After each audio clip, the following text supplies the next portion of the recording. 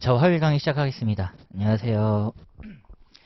자, 오늘부터 사회간 민법 기초입문이 시작됩니다. 오늘, 내일 민법 총칙, 그리고 이제 다음 주 화요일, 수요일 물권법 이렇게 함께 공부하도록 할게요. 자, 기초입문에서는 기본 강의 전 단계니까요. 여기서 체계 잡고 그리고 그 체계에 따라서 필요한 개념들 필수 개념 몇 가지 보겠습니다. 사실 법학에서 가장 중요한 건 결국은 얘네들을 나타내는 조문이거든요. 조문. 자, 우리나라는 성문 법학을 채택했죠. 그러니까 반드시 이게 필요하다. 그리고 나서 이걸 이제 해석을 해 놓습니다. 물론 입법자들이 일단 먼저 만들어 놨어요. 이런 의도하에, 이런 취지하에, 이런 목적하에 어쨌든 입법자들이 만들어 냈지만 그럼에도 불구하고 여기에 대한 해석은 끊임없이 이루어지고 있다라는 거예요. 이건 교수님들도 하시는 거고 그리고 이제 판사님들도 하시죠. 다만 이러한 해석과 관련돼서 최종적인 해석권이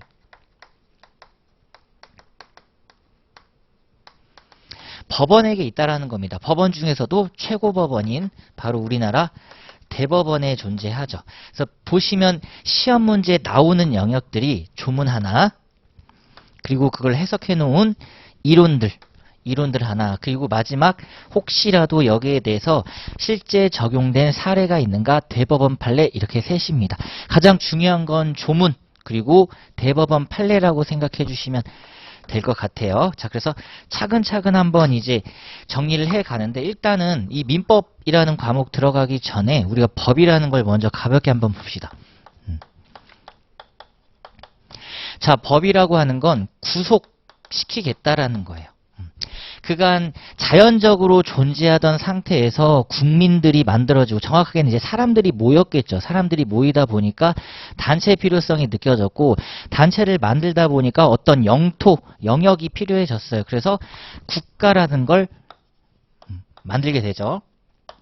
그러니까 국가라는 게 자연적으로 만들어졌으면 상관없는데 인위적으로 만들었기 때문에 요 국가 안에 살고 계시는 분들을 좀 강제시킬 필요성이 있겠다. 자율적으로 맡겼더니 분쟁이 너무나도 심하다. 그렇다면 나름의 어떤 규칙 등을 우리가 정립할 필요가 있지 않을까. 그래서 도덕을 최소화시켜 놓은 게 바로 법이라고 하는 겁니다. 구속. 처음에는 아마 여기까지만 생각을 했을 거예요. 일단 우리나라 국가, 우리 대한민국이라고 하는 우리나라에만 적용되는 법률을 만들자. 내 코가 석자인데 외국법 이런 거 다 어떻게 다 규율하느냐 했는데 이제 두 번의 세계대전을 거치면서 전 세계적으로 무언가 해야 될 필요성이 많이 느껴지기 시작했죠. 그래서 만든 게 바로 국제법이라고 하는 겁니다. 이걸 우리가 조약이라고 하죠. 일단 우리는 여기는 공부를 안 해요. 여기는 공부를 안 하고 이제 관건은 국내법을 조금 더 세분화시킬 필요성이 있었는데 그 첫 번째가 바로 공법이라고 하는 것과 사법이라고 하는 것. 지금 여기 들어와 있는 상태입니다. 그게 바로 3페이지의 개념 정의 01번이에요. 자, 일단 민법 개념을 좀 먼저 볼게요. 개인 사이의 사적 생활관계를 규율하는 법 규범이다. 결국 사적 생활관계를 그동안 자연 상태에서 규율했다가 이제는 안 되겠다. 법으로 규율을 하겠다. 이게 민법입니다. 다시 한번 법으로 규율을 할 건데 사적 생활관계예요. 그러니까 이 반대 형상이 결국 여기는 그렇다면 공적 생활관계라는 거네. 그리고 이게 사적 생활입니다. 그러니까 우리가 공적 생활이냐 사적 생활이냐 굳이 공부를 하지 않아도 자연적으로 느끼는 거죠. 지금 수험생분들과 수험생분들과 학원, 저와 학원은 사적 생활 관계예요. 근데 우리 수험생분들이 뭐 세금을 낸다. 그쵸? 그런 것들은 누가 봐도 공적 생활인 게 느껴집니다. 그리고 사람들 간에 혹시라도 분쟁이 일어나는데 때리고 치고받고 싸웠다. 경찰력이 동원되면 역시 또 공적 생활 관계입니다. 그래서 우리 챕터 B를 좀 먼저 봐볼게요. 자, 공법과 사법을 우리는 구별한다. 즉 국내법에서 이렇게 구별이 들어온다라는 겁니다. 자, 민법은 사인의 생활관계를 규율하는 사법에 속하시고, 자, 공법은 그 주체가 국가 또는 지방자치단체. 일단 주체가 국가랑 지방자치단체구나. 그래서 오히려 표현이 여기서는 국가의 공권력, 지방자치단체의 처분 이런 개념을 써요. 권리 행사 이런 느낌으로 안 가고 국가의 공권력, 지방자치단체의 처분 이런 느낌으로 갑니다. 그래서 표현을 통치관계라고 하죠. 통치관계. 잘 알아두셔야 되는 표현이고 이걸 조금 더 얘기를 하면요. 통치관계라고 하고요. 여기서는 얘랑은 좀 다릅니다. 나의 사적 생활의 제약이 조금 더 심해요. 그래서 특별 권력관계라고도 해요. 이런 표현을 조금 더 자주 씁니다. 그러니까 구속력이 조금 더 강하다라는 거지. 여기서부터는 좀 자율이 강하다 치면 여기서는 구속이 강해요. 그래서 특별 구속관계 공무원들, 그쵸, 공무원. 그리고 여기 있네, 이분들. 이분들 같은 경우에는 내가 가지고 있는 파워가 좀 더 약해진다라는 겁니다. 자, 그게 챕터 B였고, 자, 그러니까 일단 교수님들이 야, 그렇다면 우리나라에 공법과 사법이란 게 있는데 이걸 어떤 기준으로 구별을 했어? 자, 이게 바로 이 부분이에요. 교수님들이 해석을 하신 거죠. 우리 민법은 과연 어디에 속하느냐? 자, 공법과 사법 중에 사법에 속하는데 왜 그러냐면 첫 번째, 그 법이 보호하는 이익입니다. 그걸 보호법익이라고 해요. 취지죠. 결국 이 법은 어떤 걸 위해서 공익을 위한 게 바로 공법, 사익을 위한 게 사법이라는 겁니다. 개인의 이익이냐 공적인 이익이냐 그 목적설이죠. 일단 이걸로 구별을 하고 자, 그 다음에 이제 나왔네요. 규율 대상이 상하관계 내지 불평등관계 바로 여기 있습니다. 이게 불평등관계예요. 정확하게는 특별 권력관계라기보다는 특별 기본권 구속관계라고도 하죠. 상하 위계 질서가 확실하게 있는 불평등 관계다. 자, 근데 평등 관계가 바로 우리 사법 영역입니다. 여기선 대등하죠. 보세요. 나의 사적 생활, 너의 사적 생활 그거 대등하지. 그러니까 대등관계에서 불평등이 초래된다면 어떻게든 평등화시키려고 법이 만들어졌다라는 게 민법이고 이게 성질설. 자, 그리고 지금 봤던 국민으로서의 생활관계냐 인류로서의 생활관계냐 인류가 조금 더 거시적인 개념이라고 보시면 되겠네요. 해서 이런 것들을 종합적으로 판단해서 공법과 사법을 구별하고 있다. 지금 우리가 공부하는 민법은 사법이고 우리 수험생분들 이제 2차에서 공부하시는 보상법규라든지 그런 게 다 여기 들어가요. 대표적으로 EX 보상법규. 그래서 이게 행정법 영역이거든요. 그러면 왜 이게 공적 생활이냐? 그쵸? 제일 중요하죠. 토지. 이게 이미 국가 사무입니다. 그러니까 이런 건 이제 나중에 학습을 하실 거고요. 민법에서는 아하 그냥 기초적인 것만 챙겨가시는 거예요. 토지와 관련된 건 국가 사무예요. 국가 사무. 국가가 전적으로 관리하겠다. 그래서 토지 공개념 이런 걸 쓰고요. 토지에 대해서 규제가 강한 이유이기도 하고 부동산 정책은 대부분 얘를 많이 얘기하죠. 여기에 이제 건물 관련된 내용들이 있을 거고. 자, 그럼 이제 위에 도표 한번 봅시다. 도표. 자, 민법이란 건 성문법전을 토대로 형식적 의미의 민법. 이게 바로 조문, 성문법. 자, 그리고 그 성문법에서 A챕터 실질적 의미의 민법이라는 게 나오는데 바로 이게 권리 의무예요. 권리 의무. 그러니까 권리랑 의무는 눈에 보이진 않아요. 법조문을 직접 찾아봐야 돼. 지금 우리 수험생분들이 이 자리에 앉아 있을 수 있는 권리가 어디에 규정되어 있다? 바로 사법이라고 하는 민법에 규정되어 있습니다. 다만 그게 이제 앉아있을 수 있는 권리 이렇게 얘기를 안 하죠. 물권법에서 점유권 이렇게 얘기하듯이 실질적 의미의 민법이 바로 권리랑 의무구나. 그 중에서도 우리는 실체법이라고 합니다. 이 실체법이 바로 민법 얘기하는 거예요. 민법. 결국 A챕터 보시면 실질적 의미의 민법이라고 하는 건 두 번째 줄 개인의 사적 생활 영역에서 발생하는 법률 문제에 적용되는 법 규정의 총체다. 그러니까 이게 법률의 형태로 있을 수도 있고요. 법률 이외의 형태로도 있을 수가 있다. 그 얘기입니다. 자, 실적 의미의 민법은 형식은 중요하지 않다. 이렇게 생각하시면 되고요.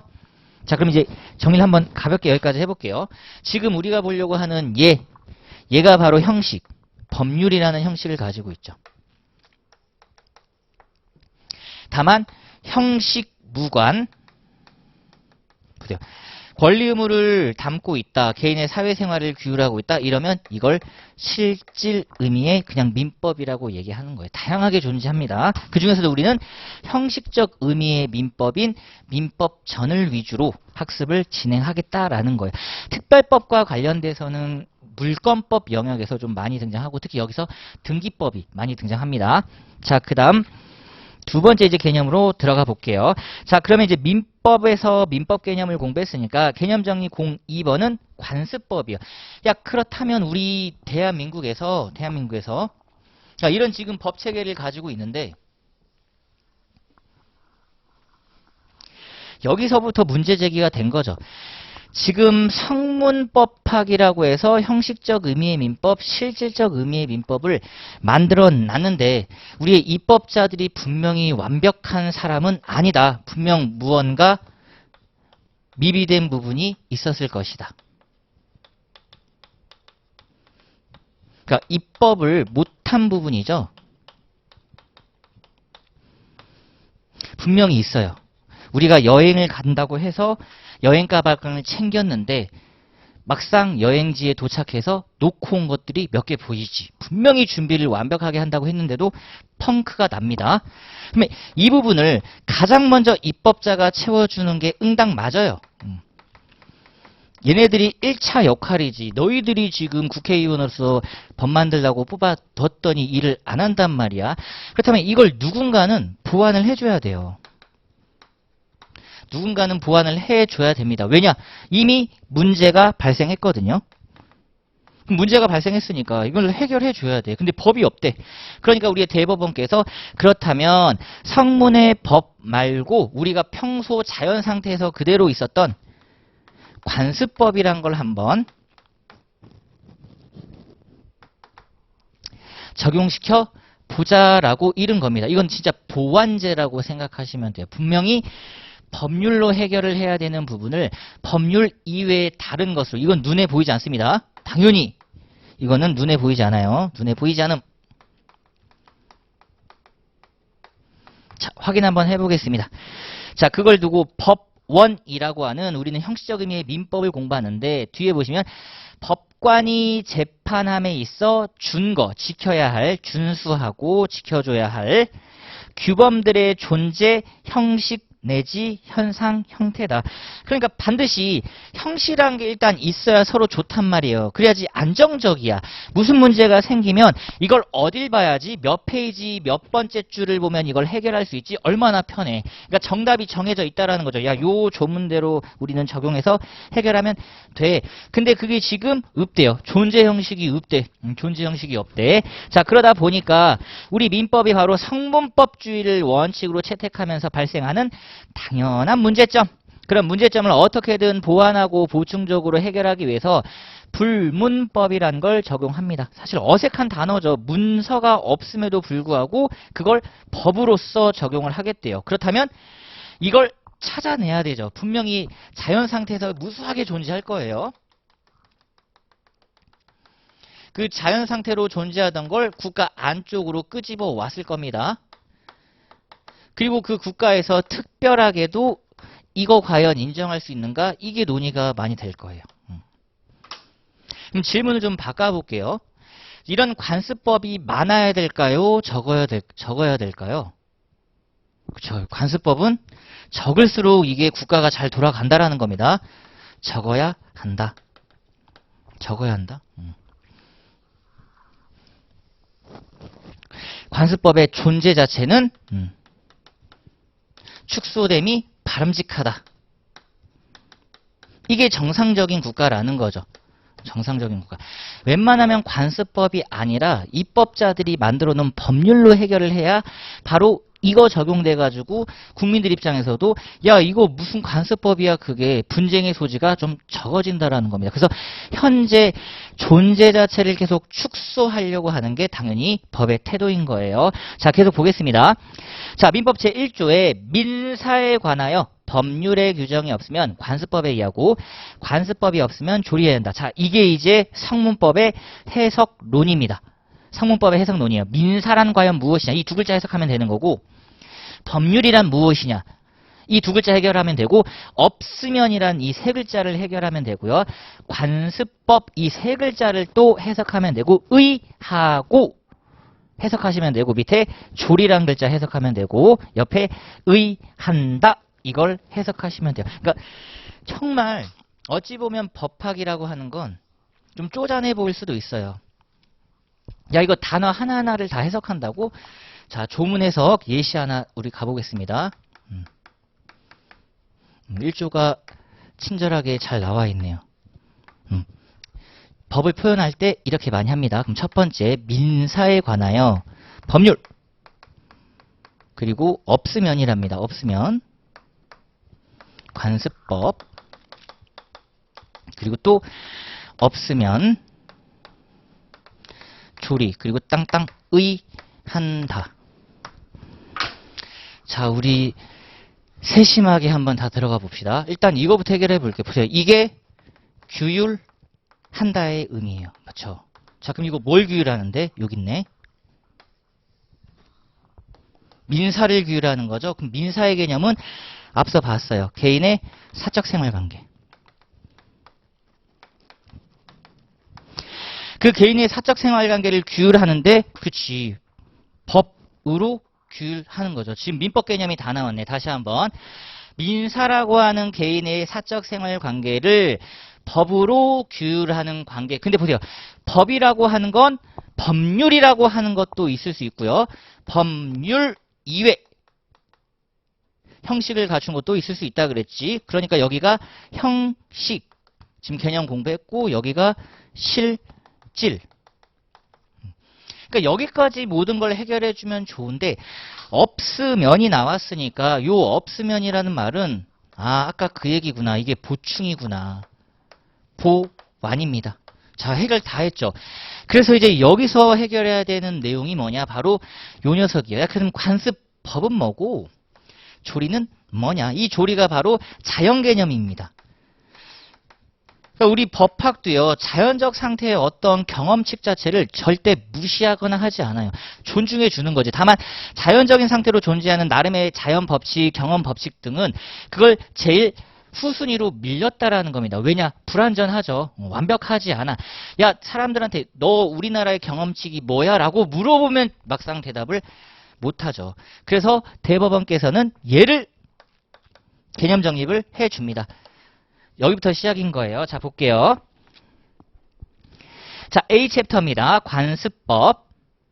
자 보시면 사회에 거듭된 관행이 하나 필요하고요. 그리고 뒤에 보시면 사회의 법적 확신과 인식. 자 이게 사실 가장 중요하죠. 사회의 법적 확신과 인식에 의하여 법적 규범으로 승인 강행되기에 이른 것이다. 왜냐하면 분명히 법률이라는 건 국회의원들이 만듭니다. 그렇다면 국회의원들은 국민에 의해서 뽑히거든요. 결국 국민의 뜻이 국회에 전달돼서 법률을 만든 거니까 법률은 최종적으로 국민이 만들었다 이거야. 자 근데 요 분은 보세요. 국회가 만들지 않고 대법원이 지금 확인을 해준 거란 말이에요. 이건 법원이 확인을 해준 거야. 법원이. 그럼 법원 입장에서는 야 관습법이 그래도 나름의 법적 규범으로서 우리 민사생활관계에 적용되기 위해서는 최소한 예정도의 동급은 아니라 하더라도 국회의원들이 만들지 않았다 하더라도 여기에 민주적인 정당성 정도는 어느 정도 가지고 있어야 되지 않을까? 라고 법원이 스스로 생각을 했겠죠. 왜냐하면 우리 법원은 국민들에 의해서 뽑히는 선거로 뽑히는 집단도 아닌데 야 우리가 지금 법률과 같은 효력을 갖는 관습법을 우리가 만들어내면 좀 그렇지? 오케이. 민주적인 정당성을 가져보자. 그래서 국민적 합의 해서 우리가 민이라는 단어를 자주 보는 이유였습니다. 자 그걸 법적 확신 내지 법적 인식이라고 해요. 그러니까 우리는 확인을 못해. 그냥 대법원이 야 요건 법적 확신이 있어 라고 하면 우린 그거를 시험장까지 챙겨가셔야 된다라는 겁니다. 다만 대법원이 이런 얘기를 해주는 거죠. 그래도 이건 지금 성문의 헌법이 없는 거거든. 그러니까 이런 데에 저촉되면 안 돼요. 법률에 저촉되는 관습법을 만들 수는 없다라는 겁니다. 자 뒤에 볼게요. 더 중요한 표현. 헌법 및 법령에 저촉되지 않아야 한다. 보세요. 법령이 실질적 의미의 민법, 실질적 형식적 의미의 민법 다 얘기하는 겁니다. 그러니까 기존의 법체계에 절대 저촉돼선 안 돼. 안 돼. 그러니까 우리나라의 법체계가 지금 이렇게 있는데 관습법이란 걸 여기서 만들 수는 없다라는 겁니다. 우리나라 법체계에서 분명 미비한 부분이 어느 정도 있을 거예요. 여기서 관습법이 들어올 수는 있어도 이 법체계를 벗어나는 관습법을 의도적으로 만들 수는 없어요. 그건 헌법도 얘기를 해주는 거죠. 세 번째 줄에 다시 한번 헌법 및 법령에 저촉되지 않아야 한다. 따라서 사회 구성원들이 기존의 관습법의 법적 구속력에 대하여 확신을 갖지 않게 되었다거나 이거는 국민들한테 버림받은 거죠. 뒤에 사회를 지배하는 기본적 이념이나 사회질서 변화로 인하여 관습법을 적용할 시점에 전체 법질서에 부합하지 않게 되었다면 즉 관습법은 국가 사회가 변함으로써 계속해서 바뀔 수 있다는 거예요. 탄력적이라는 거지. 그러니까 탄력적이란 말은 좋게 말하면 탄력적인데 나쁘게 말하면 불완전하다는 거예요. 언제든지 바뀔 수가 있겠네. 근데 그걸 입법자가 의도적으로 바꾸는 게 아니라 자연적으로 바뀌는 걸 대법원이 확인하니까 얼마나 불안해. 불안하지. 그래서 확신을 못 가졌거나 전체 법질서에 부합하지 않게 되었다면 절대 관습법으로서의 효력은 인정될 수 없다라는 겁니다. 부정될 수밖에 없다라는 거죠. 부정될 수밖에 없다. 그러니까 대법원은 잘 알고 있어요. 우리가 법률 아닌 민사를 규율하는 새로운 형식의 법을 만들어냈기 때문에 어떻게 한다? 요건을 엄격하게 인정하겠다 이 얘기입니다. 그러니까 봐줘 대신 이런 얘기인 거죠. 원래 입법자가 만들어야 되는데 너희들 법률 만들 때 엄청난 절차와 요건이 필요하잖아. 근데 우리 대법원은 꼴랑 그냥 대법원에서 한마디 하는 게 좀 미안하니까 이런 엄청난 요건들이 다 통과돼야 그때 비로소 관습법으로 인정해 줄게. 그러니까 스스로 지금 허들을 높였다고 보시면 됩니다. 이 문장이 상당히 중요하죠. 다시 한번 읽어볼까요? 세 번째 줄에 헌법 및 법령에 저촉되지 않아야 한다. 밑에 법적 확신을 갖지 않았다거나 밑에 줄 끝에 전체 법질서에 부합하지 않게 되었다면 우리도 관습법으로 인정하지 않겠다라는 겁니다. 사실 국민적 합의가 가장 중요하죠. 국민적 합의가. 그러니까 관습법은 쉽지 않아요. 국민적 합의라는 말이 나오는 게. 자, 그리고 그러한 국민적 합의가 없는 게 바로 챕터 B입니다. 법적 확신 내지 인식을 얻지 못하여 법규범으로 승인되기 전 단계예요. 이게 우리가 평소 얘기하는 단순 관행할 때 바로 그겁니다. 근데 법에서는 단순 관행 이런 표현을 하지 못하니까 관습으로서 존재하는 사실 줄여서 사실인 관습이에요. 법이 아니죠.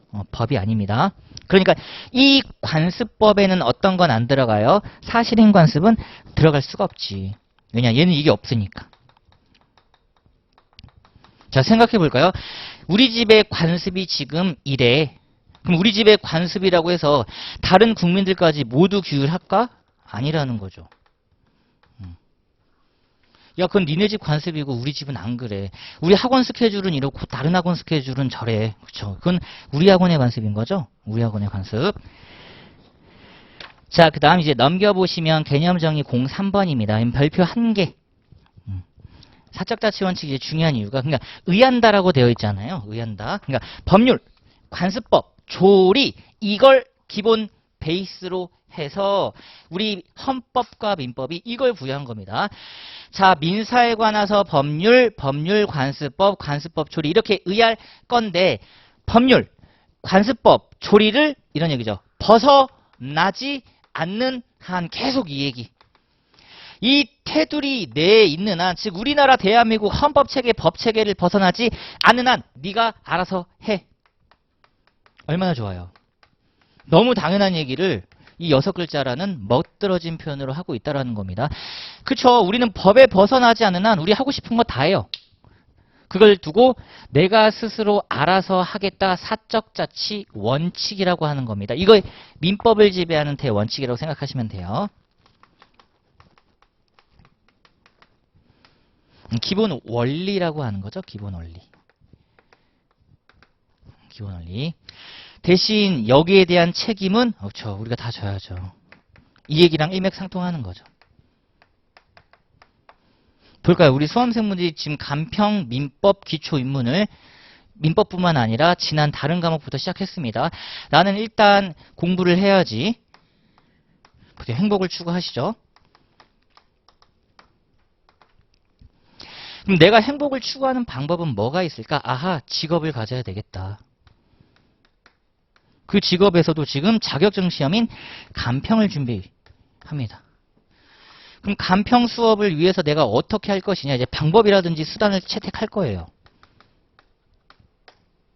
그리고 뭐 하나를 딱 결정합니다.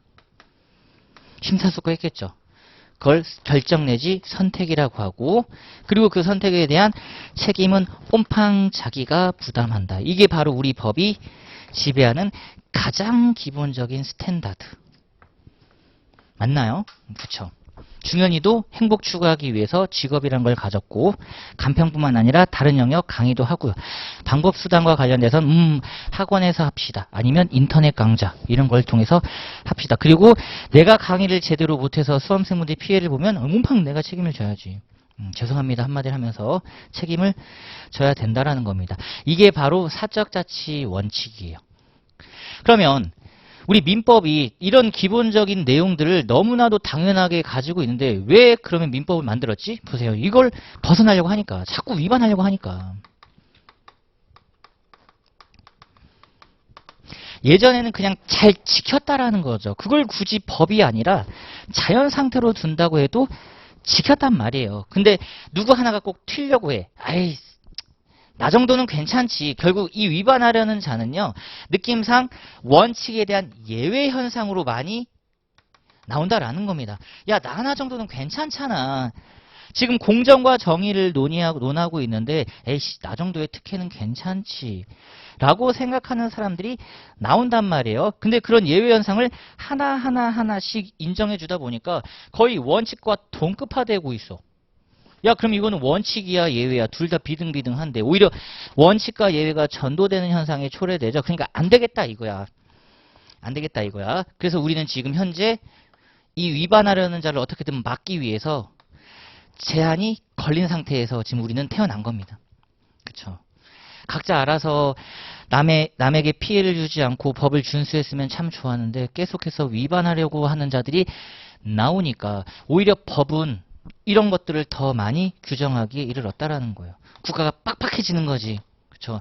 부동산도 집주인들이 알아서 전세값 적당히 올리고 월세 적당히 올리고 보증금 적당히 올리면 좋고, 그런데 미친듯이 올려버리니까 자기 이익만 추구하려고 하는 거죠. 사적 자치를 너무 강조한 나머지 자기 이익만 추구하다 보니까 제한하기에 이르렀던 거예요. 그게 바로 부동산 임대차 3법입니다. 이런 걸 이제 예시로 하나 들어드릴게요. 계약이 제한되죠. 나는 보증금을 지금 한 3, 4억을 올리고 싶은데 왜 법에서 하지 말라 그러지? 내 집 내가 알아서 하겠다는데 안 된대. 안 된대. 자, 그런 내용들을 우리는 요 사적자치에서 공부를 합니다. 그러니까 일단 사적자치란 뭐냐면 첫 번째 줄 중요한 말이 나오잖아요. 자유민주주의. 이 6글자로 모든 게 다 설명된다. 자유민주 국가에서 내가 알아서 할게. 근데 내가 알아서 할게는 여기는 반드시 뭐가 뒤따르는?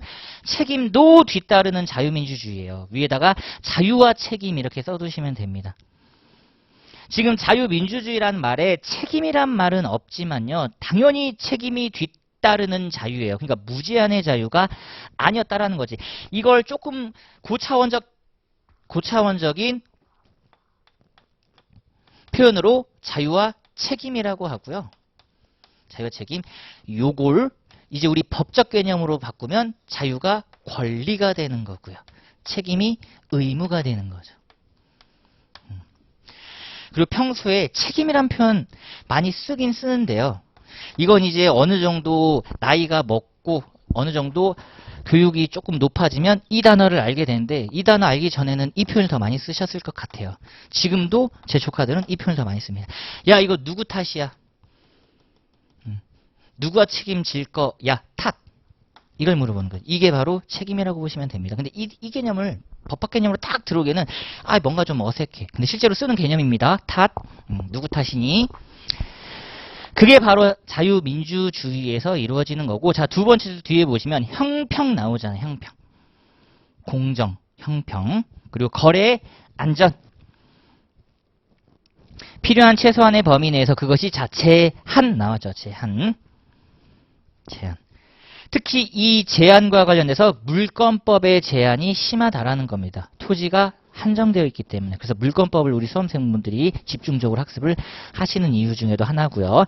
자, 그럼 보시면 이제 민법의 기본 원리에서 우리 민법에서는 A 챕터 사적자치 원칙을 공부하고 그 대표적인 게 지금 제가 말씀드렸던 바로 여기요. 계약 자유의 원칙.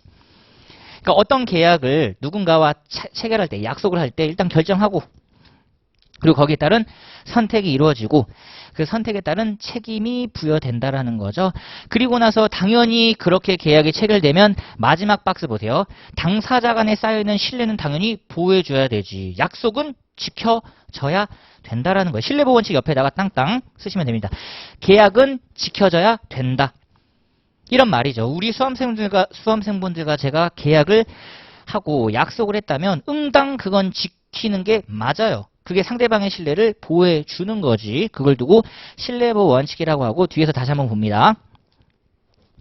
자, 그래서 이제 A 챕터 한번 볼게요. 개념 첫 번째 줄 그냥 눈으로 보세요. 자기의 생활관계를 자신의 자유로운 의사에 의하여 스스로 규율할 수 있도록 하는 원칙이고 우리 민법에서는 두 번째 줄 바로 법률행위 자유의 원칙. 그 법률행위 중에서도 계약 자유의 원칙으로 구현된다. 그러면 결국 인간 사는 법률행위 또는 계약으로 이루어지는데 챕터 B에 그러한 계약 자유의 원칙은 무엇이냐? 체결 내용 방식 자유롭게 행해진다라는 거죠. 그리고 그러한 계약의 자유는 당연히 응당 두 번째 줄 경쟁의 자유도 포함이 됩니다. 이제 다른 학원이랑 진짜 경쟁을 해야 된다라는 거죠. 그러면 어떤 내용으로 어떤 방식으로 체결할 건지도 경쟁이 붙다 보니까 뭐 강의료를 깎아준다. 아니면 지금처럼 입문 강의를 무료로 한다. 이런 것들이 필요하다라는 겁니다. 다만 또 뒤에 보세요. 이제 이거 바로 또 제한되는 법률들이 우리가 많이 들어봤어. 국가는 인간의 평등한 생활을 실적으로 확보하기 위하여 계약자의 원칙을 제한하는 바 약관규제법이라고 많이 들어보셨을 겁니다. 사실 이게 더 많이 규제되죠. 이게 훨씬 더 많이 지금 적용이 됩니다. 보세요. 얘도 법원이에요. 얘도 여기 들어가는 거잖아요. 그죠? 약관법도 이걸로 들어가. 그럼 봐봐.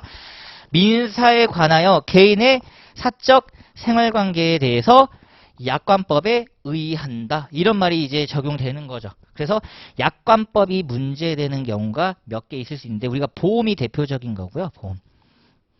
간평에서는 안 되고 출제범위 안 들어가고 그리고 네 번째를 보시면 여기 소비자기본법 대표적인 거죠.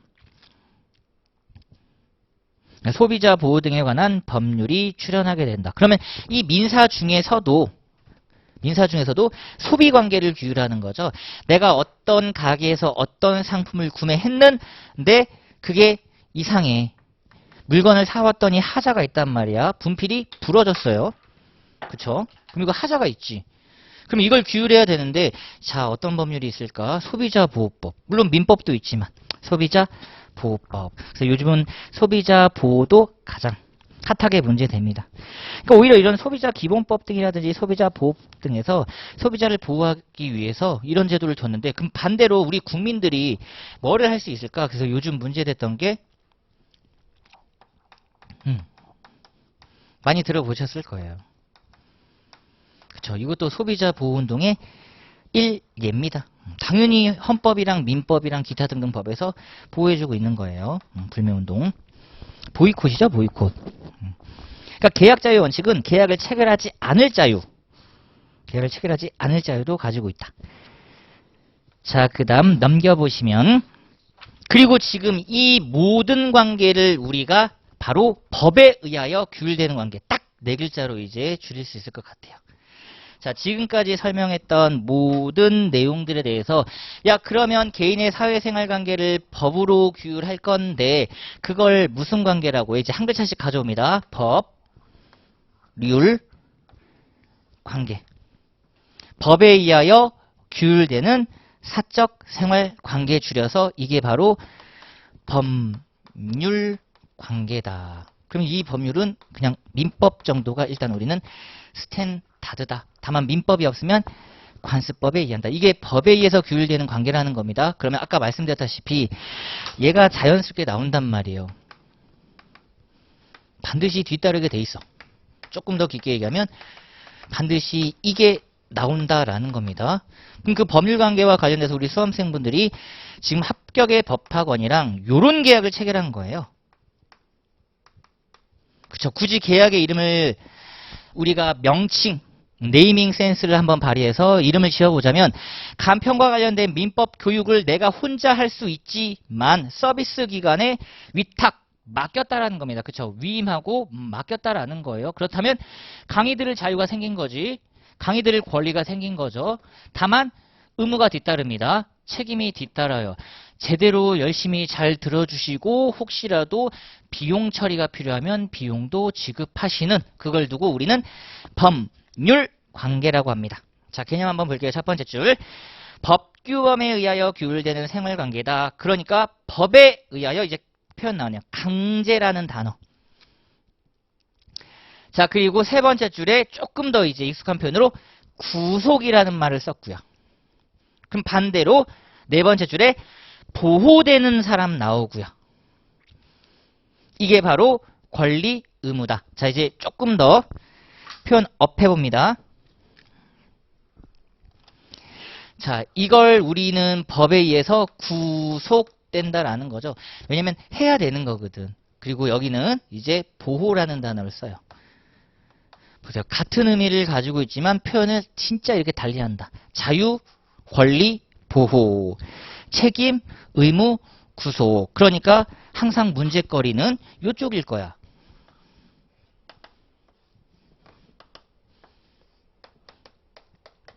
이걸 이행하지 않으면 어떻게 되는데? 제재가 뒤따르는 거죠. 제재. 그러니까 이게 무서워서 우리는 법을 지키는 거잖아요. 그렇죠? 이게 억지력이라고 하죠. 사람을 죽이면, 물건을 훔치면 감옥 들어가는 걸 알고 있기 때문에 바로 억지가 된다. 이게 어디에 있어야 돼요? 보세요. 법에 있어야 돼, 무조건. 그래야지 찾아볼 수 있다니까. 법에 있어야 찾아볼 수 있다니까. 그걸 두고 우리는 법률 관계라고 한다. 그래서 법률 관계 보시면 A챕터에 자연스럽게 나오는 겁니다. 권리와 의무. 그럼 그 반대 영상이 챕터 B예요. 말 그대로 호의 관계죠. 아, 나 너한테 호감이 있어. 나 너한테 호의를 베풀 거야. 그쵸? 호의와 호감은 확실히 느낌이 좀 다릅니다. 호의 관계를 우리 챕터 B에서 좀 먼저 볼게요. 자, 법률관계에 대응하는 호의관계라 함은 호의에 의하여 일정한 이익을 주고받는 생활관계인데 가령 초보운전자의 자동차를 대신 주차시켜주는 행위 대표적인 거죠. 분명히 법의 규율이 안 돼 있어. 안 해줘도 돼. 식사에 초대하는 행위, 호의로 자신의 자동차에 동승시키는 행위. 이게 호의동승이라고 하죠. 카풀 제도. 이건 어떤 성격을 띠고 있느냐 뒤에 법적 구속을 받을 의사에 따라 구별되는 바 법적 구속 의사가 없답니다. 바로 이걸 받지 않겠다라는 게 호의 관계예요.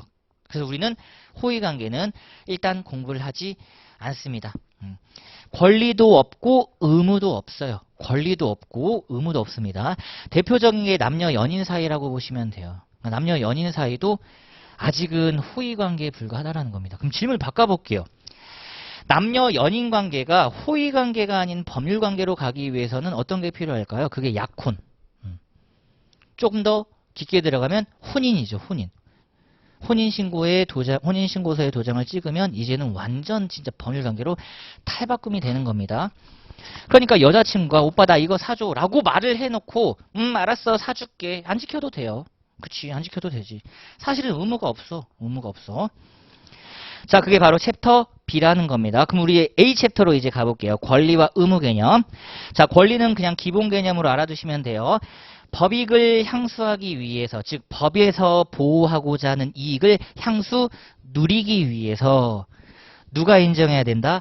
법이 인정한 힘입니다. 법률의 규정이 있다. 이게 중요해요.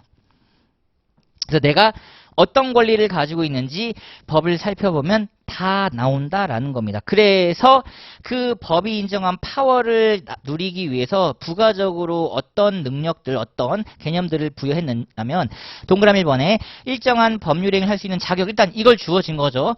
교육 위탁 계약을 체결할 수 있는 자격. 그게 권한이고요. 그리고 권리의 세부적 내용 또는 법률상 인정되는 권능. 그래서 권리를 취득했다면 그 권리를 활용할 수 있는 능력. 그렇게 가지고 있는 권리들을 행사하면 동그라미 3번. 어떤 법률행위 또는 사실행위 하는 것을 정당화시켜 줍니다. 그게 권원이에요. 권원. 그러니까 권한은 권리가 없다 하더라도 인정될 수 있다라는 겁니다. 자, 반대로 의무란 의무자의 의사와는 관계없이 법에 의하여 강제되는 법률상의 구속. 핵심 키워드가 강제 구속. 하셔야 되는 것. 이걸 안 하면 반드시 위반 제재가 따릅니다. 그래서 의무랑 이제 구별되는 개념을 우리가 기본 강의 때 볼 건데요. 우리 법학에서는 잘 안 쓰는 개념입니다. 그래서 책, 무 이걸 합친 거죠. 책과 무. 이 개념을 지금 제가 미리 말씀드리는 이유는 기본서 이제 학습을 하게 되면 이 단어를 보게 돼요.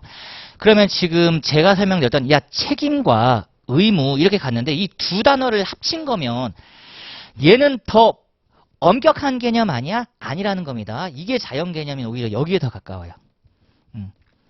책임에 조금 더 가깝고 얘는 강제는 되지 않아요. 그게 나의 책무이지만 내가 해야 할 일인데 강제를 안 당해요. 그래서 구별이 애매하죠. 얘는 강제를 당하는데 얘는 강제를 안 당한단 말이에요. 그래서 우리 법학에서는 얘는 일단 공부를 안 합니다. 안 해요. 우리는 강제당하는 걸 하겠다. 이 정도로 기억을 해주시고 그리고 넘겨보시면 7페이지에 자 요런 걸 두고 판례라고 합니다. 판례. 복습하실 때 한번 읽어보시면 될 것 같고요.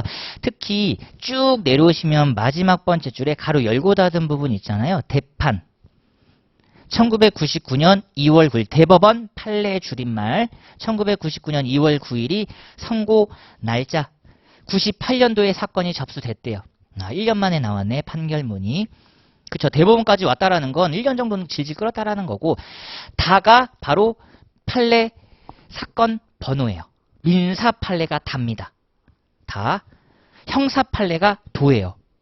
그래서 형사 판례는 도, 민사 판례는 다. 그리고 뒤에 이제 그해 사건 번호 53,141건. 그쵸. 민사 판례가 사실 가장 많죠. 헌법 판례는 뒤에 보면 1 이렇게 있는 거 있어요. 그게 한 번밖에 안 나온 거지. 그쵸. 탄핵 사건은 한 번밖에 없죠. 작년에 임성근 판사 탄핵 사건은 딱 그거 하나밖에 없죠. 그럼 1이야. 1. 자, 요런 거구나. 우리는 이거 중심으로 학습을 합니다. 보세요. 지금 똑같잖아요. 그러니까 여기서 해석을 하다 보니까 야 그럼 여기서는 어떻게 지금 법률관계 아닌 호의관계에서 분명히 구속이 없잖아요. 근데 야 여기 사람이 다쳤어. 보세요. 법익침해가 나왔잖아. 그러니까 이런 게 문제되니까 교수님들도 고민하는 거고 대법원도 고민하는 거예요. 야 호의관계에서는 의무도 없고 권리도 없는데 근데 그 와중에 상해를 입은 법익침해 당한 피해자는 나왔다잉?